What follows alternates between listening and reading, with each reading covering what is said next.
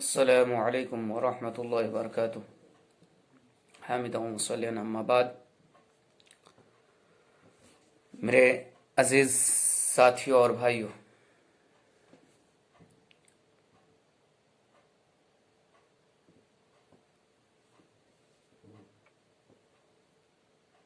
آٹھ مارچ کو ہمارے ہندوستان میں یوم النساء کے طور پر جانا جاتا ہے، یعنی عورتوں کا دن، وومن ڈے کے نام سے جانا جاتا ہے، پہچانا جاتا ہے۔ اور یہ کہا جاتا ہے کہ چونکہ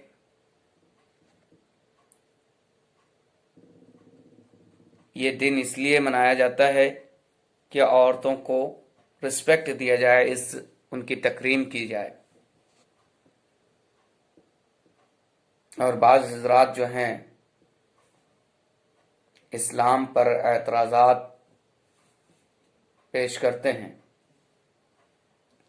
کہ اسلام نے عورتوں کو کوئی حق یا کوئی رائٹ نہیں دیا، اسلام میں عورتوں کا کوئی مقام، کوئی مرتبہ نہیں ہے۔ تو کیا یہ بات حقیقت ہے؟ نہیں۔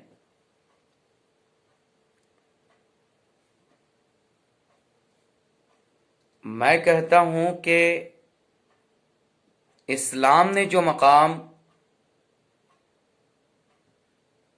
عورت کو دیا ہے، جو مرتبہ عورت کو دیا ہے، وہ مقام، وہ مرتبہ کسی اور مذہب نے نہیں دیا۔ جی، یہ سچ ہے، یہ بات سچ ہے۔ آپ اگر آج سے تقریباً 1450 سال پہلے کے حالات کو دیکھیں تو آپ کو اندازہ ہو جائے گا کہ اس وقت عورتوں کے تعلق سے لوگوں کی ذہنیت کیا تھی،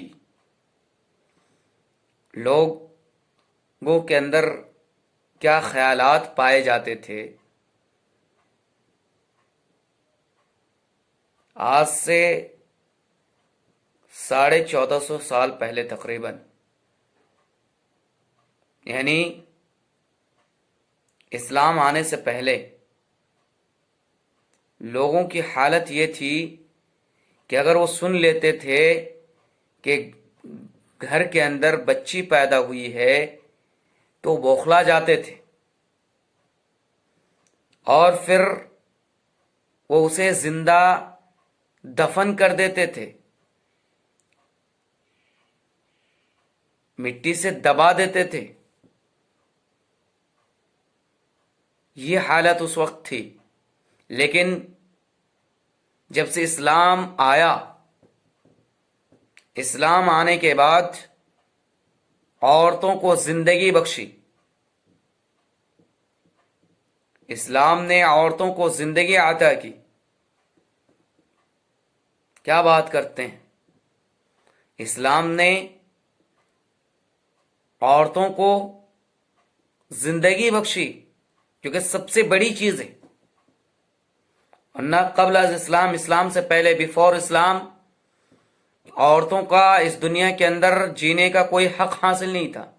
عورتوں کو اس دار فانی کے اندر جینے کے لیے، رہنے کے لیے کوئی رائٹ، کوئی حق نہیں تھا۔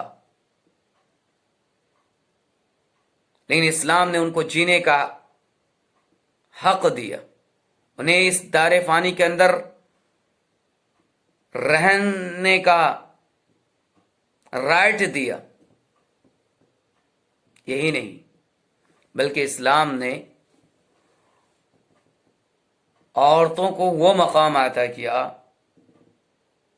کہ آپ اگر ایک عورت کو माँ की हैसियत से देखें तो इस्लाम ने कहा कि माँ के कदमों के नीचे क्या है? जन्नत, स्वर्ग।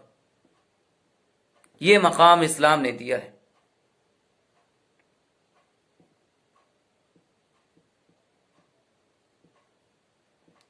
बाज़ हज़रात कहते हैं कि इस्लाम ने औरत और मर्द के दरमियान डिफरेंस किया है, तफरीक किया, फ़र्क किया है, और वो पेश करते हैं कि मर्दों पर कोई पाबंदी आयद नहीं, वो जैसे चाहें, जिस तरीके से चाहें रहें,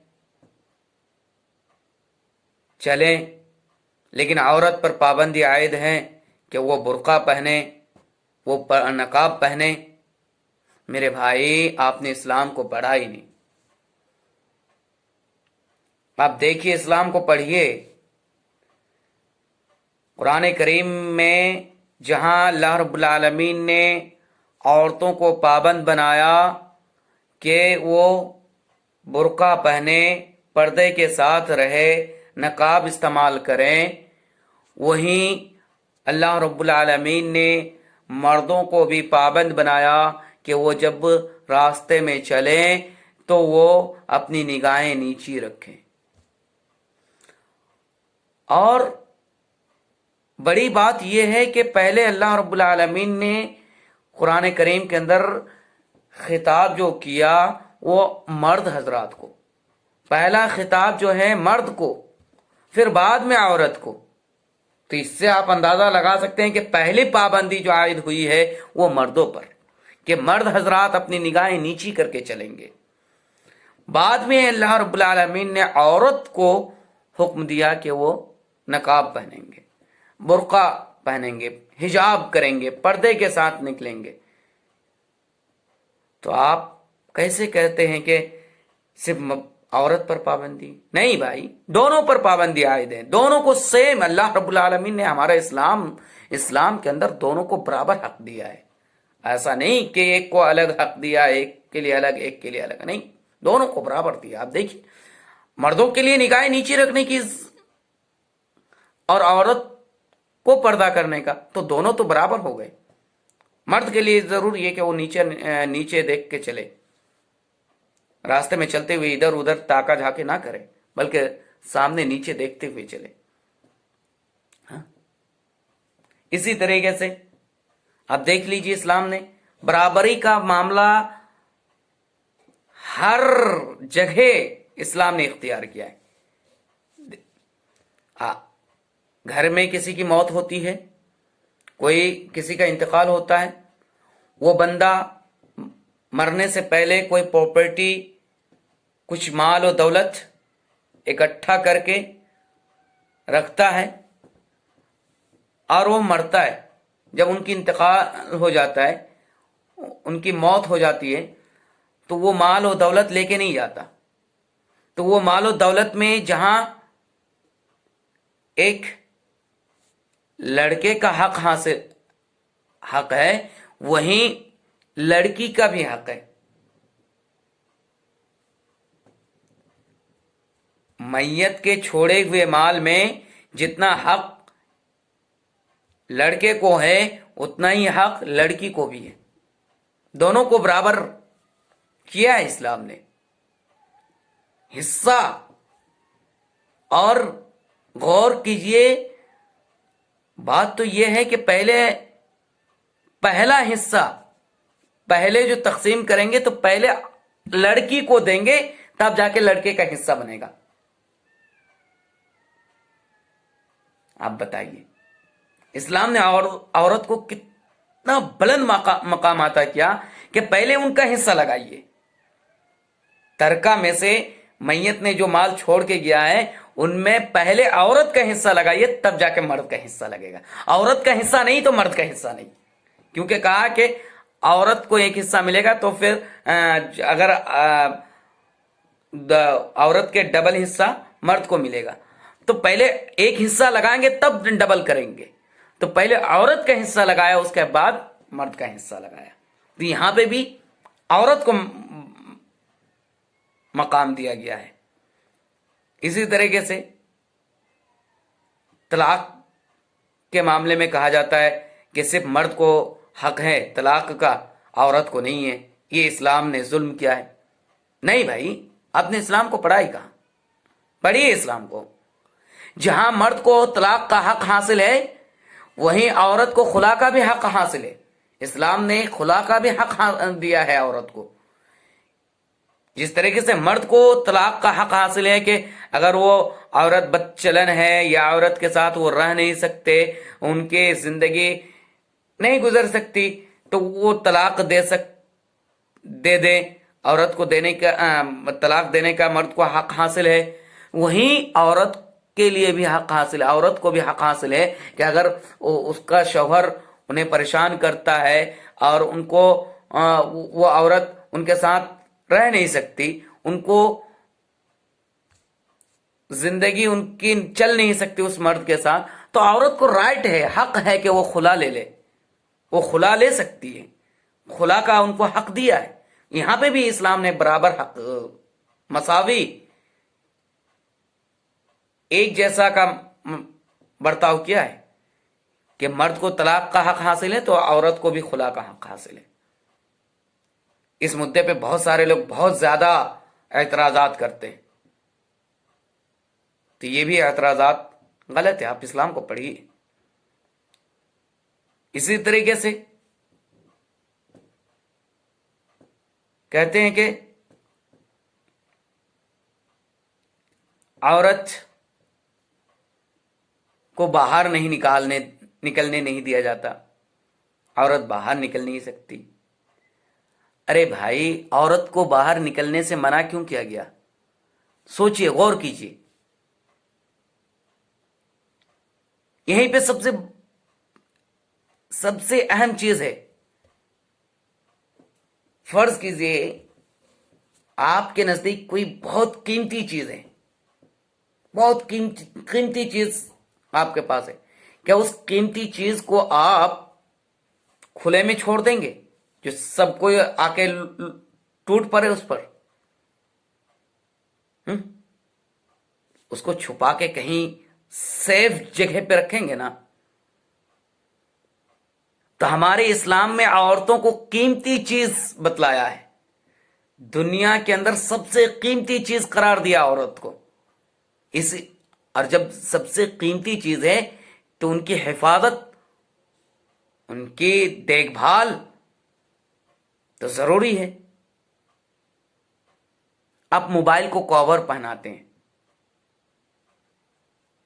کیوں پہناتے ہیں؟ تاکہ اس پر گندگی نہ پڑ جائے، دھول مٹی نہ پڑ جائے، خراب نہ ہو جائے۔ اس لیے ہم عورتوں پر نقاب پہناتے ہیں تاکہ یہ قیمتی چیز قیمتی ہی رہے، خراب نہ ہو جائے۔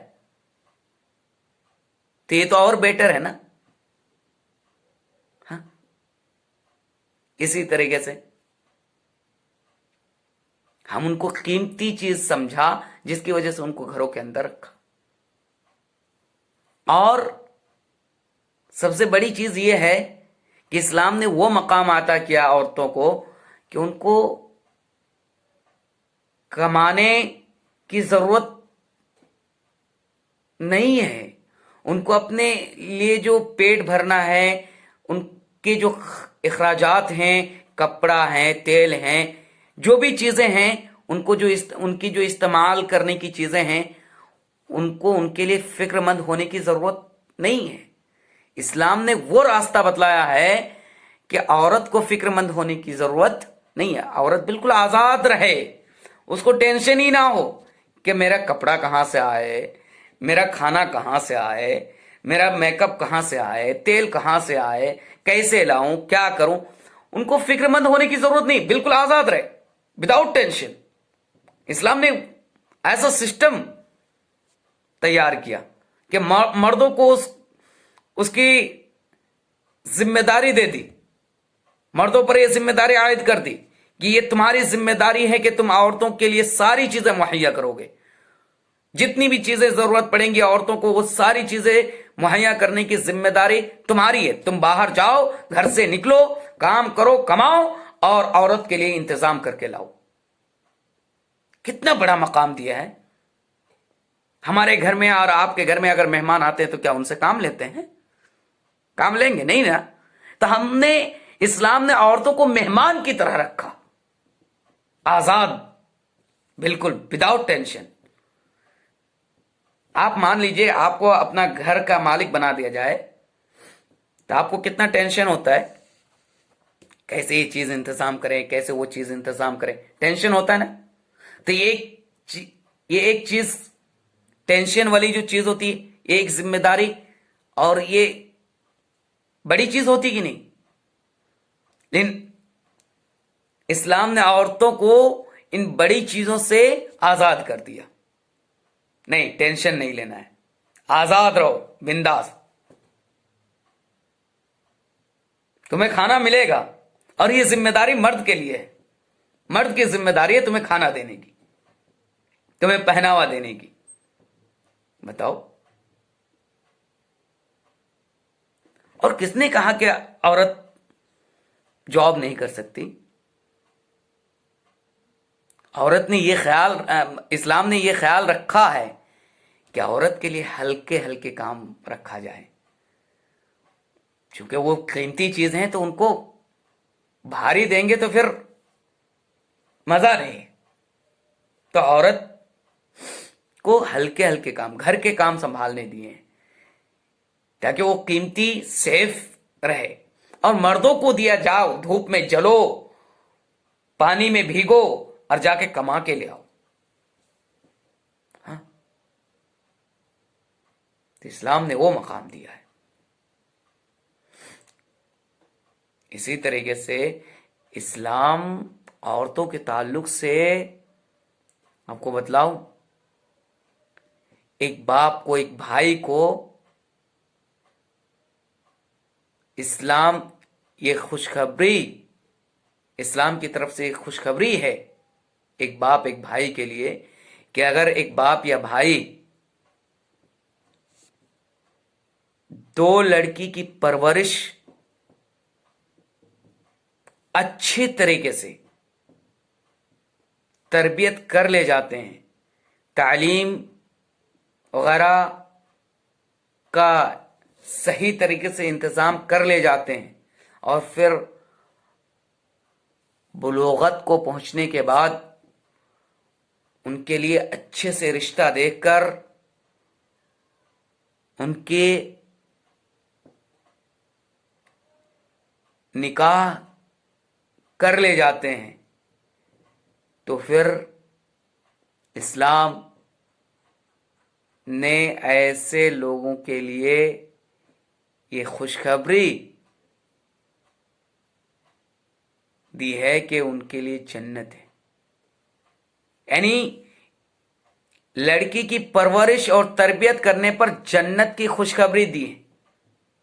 اب بتلائیے کتنا مقام دیا ہے عورت کا، عورت کو کتنا مقام دیا ہے اسلام نے.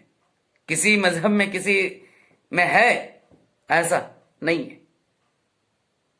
مرد کی لڑکی کی پیدائش پر کوئی خوشخبری نہیں، لیکن لڑکی کی پیدائش پر اسلام نے خوشخبری سنا دی کہ اگر لڑکی کی پیدائش ہو رہی ہے اور اس کی اچھے سے پرورش کر لے جاتے ہیں، ان کی تعلیم وغیرہ کا انتظام کر لے جاتے ہیں، تو آپ کے لیے جنت ہے، سورگ ہے. کیا بات ہے.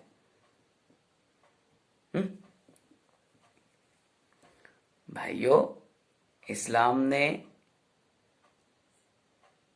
عورتوں کا مقام بہت بلند رکھا ہے، بہت بلند رکھا. اسلام میں عورتوں مردوں کے اندر کوئی ڈفرنس نہیں، دونوں کے اندر مساوی رکھا ہے، برابری رکھا ہے. بلکہ دیکھا جائے تو ہم اور آپ ڈفرنس کر رہے ہیں.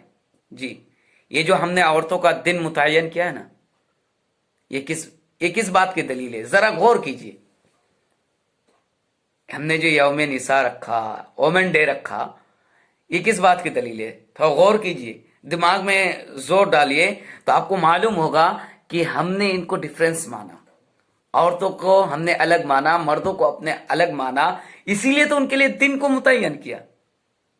اسلام نے کوئی دن متعین نہیں کیا. اس کے مطلب ہے کہ سب برابر ہے، عورت مرد سب برابر ہے. جو مرد کے لیے ہے وہی عورت کے لیے بھی ہے.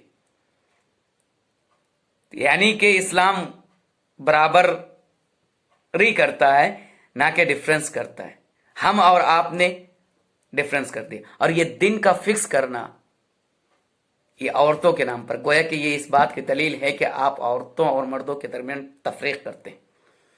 اور عزت کی بات جہاں تک کریں، رسپیکٹ کی بات جہاں تک کریں، تو آپ کو بتاؤں کہ اسلام نے پہلے ہی سے، آج سے تقریباً 1450 سال پہلے ہی یہ تعلیم دی ہے کہ عورتوں کی عزت کی جائے، ان کی رسپیکٹ کی جائے. ماں کے قدموں کے نیچے جنت جو بتلایا ہے، کیوں بتلایا ہے؟ یہی کہ ان کی رسپیکٹ کریں گے، ان کی عزت کریں گے تو آپ کو جنت ملیں گی، آپ کو سورگ نصیب ہوگا. اور اگر آپ ان کی عزت نہیں کریں گے، ان کی ذلت کریں گے، ان کی رسوائی کریں گے، ان کی بات نہیں مانیں گے، تو کیا ہوگا؟ نرک جہنم. تو اسلام نے تو عزت کرنے کی، رسپیکٹ کرنے کی تعلیم پہلے سے دی ہے. اور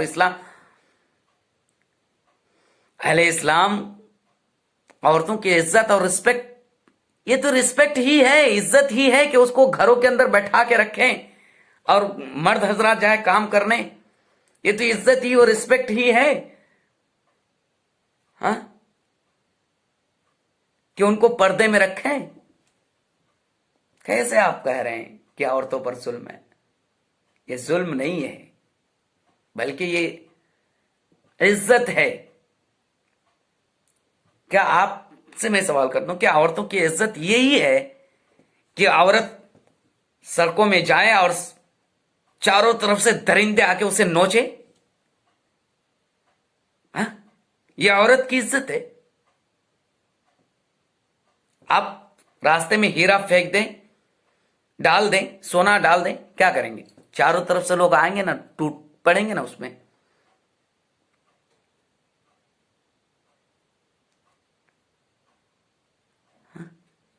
ارے اسلام نے عورت کے بارے میں یہاں تک کہا کہ یہ جو دنیا، یہ ورلڈ، یہ پوری دنیا کیا ہے؟ مال و متاع ہے. مال و متاع، ساز و سامان. اور ان پوری دنیا کے اندر جو ساز و سامان ہے، ان ساز و سامان میں سب سے بہتر، سب سے قیمتی چیز کون سی چیز ہے؟ وہ عورت ہے. اسلام نے کہا کہ وہ عورت ہے. دیکھیے اسلام نے عورتوں کو کتنا بلند مقام عطا کیا کہ دنیا کے اندر جتنی بھی چیزیں پائی جاتی ہیں سب سے قیمتی چیز قرار دیا گیا کہ سب سے قیمتی چیز عورت ہے. اس سے بڑھ کر اور کیا مقام ہو سکتا ہے؟ اسی طریقے سے آپ تعلیم کے میدان میں دیکھ لیجئے، ایجوکیشن میدان میں دیکھ لیجئے، جہاں اسلام یہ کہتا ہے کہ مرد تعلیم حاصل کرے، وہیں عورت کو بھی اجازت ہے،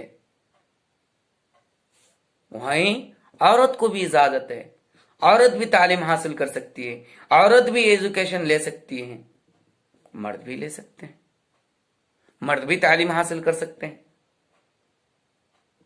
اسلام نے یہ نہیں کہا کہ عورت تعلیم نہ حاصل کریں،